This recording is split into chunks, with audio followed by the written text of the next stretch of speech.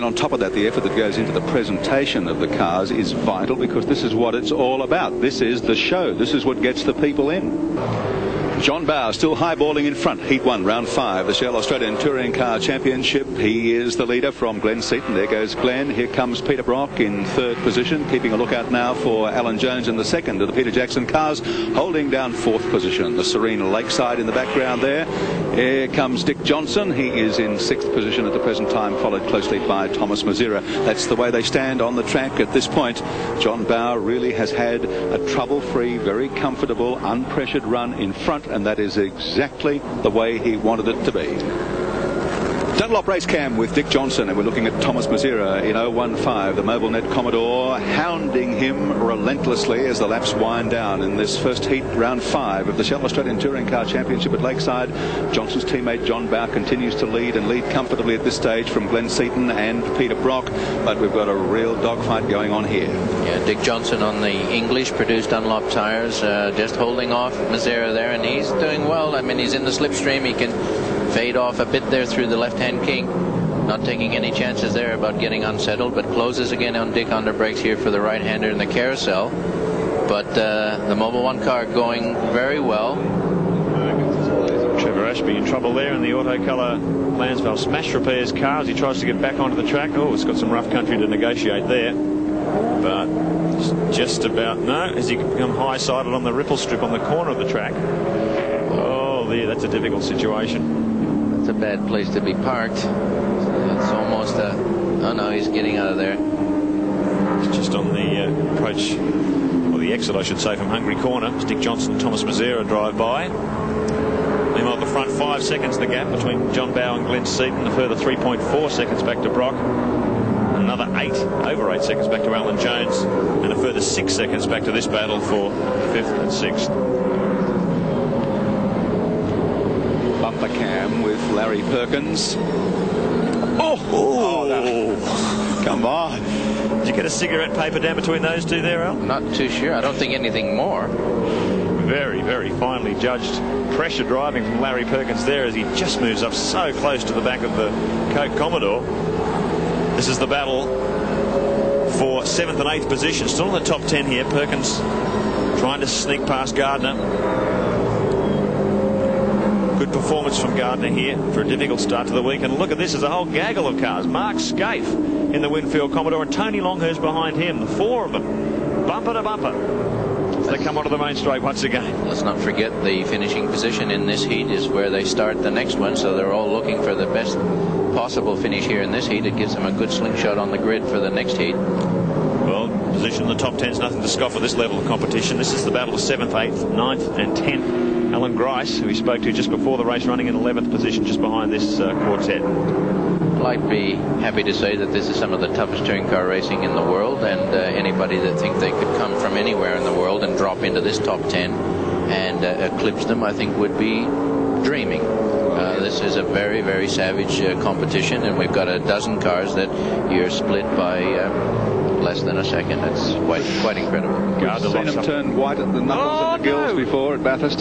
Oh no! Oh dear, oh dear. Who's the meat and the sandwich? Neil Shembry just cut across the road to give them room, but it's all been disconnected back behind them. Cars went everywhere there, and it was remarkable to be able to get through without any damage. There's a slight hesitation there. Larry Perkins exploited the situation, and he was right in there like a flash. So Wayne Gardner, previously in 7th position, now moves back to 10th in one fell swoop. Larry Perkins, as Alan said, capitalised on that situation brilliantly. Mark Scaife pushed his way up to Tony Longhurst. Gardner left out to dry, so he gets shuffled back to 10th position. Here we've got Larry Perkins on Castrol race cam coming down the main straight. Look at the battle behind him too. Alan Longhurst pushes up side by side. He ducks back just as they come through the sweeper there. In behind Scaife. Terrific battle here between Longhurst and Scaife. Yeah, so Mark get a little bit wide when he came onto the straight, and I think Tony had revs up and was able to really just get that couple of meters on him, but good acceleration there on the Winfield car as he comes back now onto this flowing back straight. Here we go. John Bowe still holding Glenn Seaton off, but boy, can he do it. Well, you don't need the stopwatches anymore, Alan. It's under 1 second. Seaton closing right in on the bumper of Shell 18 here. lap times last time around. Again, he's taken a second off Bow's times. It looks like his tyres are fading just at the critical moment. Seaton right on the bumper of the car. He's really taking enormous amounts of real estate out of his lead. He's right on him here as they come out of Hungry Corner down toward the straight. Could Seaton take it on the final lap? He wants to be right on his bumper bar here because he'll be thinking about nailing him on the straight if he can. Where John will have to be careful is through the left-hander onto the kink, or the left-hander through the kink. And Seaton might just have enough momentum. It's looking possible. 1 lap to go. Bow has led from the outset. Can he stall Glenn Seaton just for that next 50 seconds? Less than that, 40 seconds to the finish line. Again, last time around, Seaton was a whole 1 second a lap faster than Bow. So Bow is fading. Can he hold on with this concerted attack from Glenn Seaton in the final lap? You can see the car gets a little twitchy, a little bit out of shape. John's driving right on the ragged edge here as Seaton zeroes in behind him. They'll have a look down the inside as they come into Hungary. Watch this. But Bow, very good defensive driving. He covers his tracks effectively. Seaton is going to run out of options here unless Bow makes a mistake. Seaton all over the back of Bow as they come through the final 2 corners of this opening 39-lap contest. Seaton doesn't have an option here, does he, Al? No, 1 more to go, and he's wobbling a bit, John. You can see the rear of the car. They're just having a little wobble. Glenn's very close. I don't think he's got enough room to actually pull out. Oh, checkered flag for John Bow. Tremendous win from JB under enormous pressure there in the final laps. Peter Brock will come across for 3rd position, and it's daylight back to local hero Johnson and Thomas Mazera in 5th position. What a tremendous contest. Well, that is what it is all about. Some smart decision making before the start, some unbelievable driving as the cars go over the finish line, and here we see the battle for 4th and 5th. They haven't finished yet.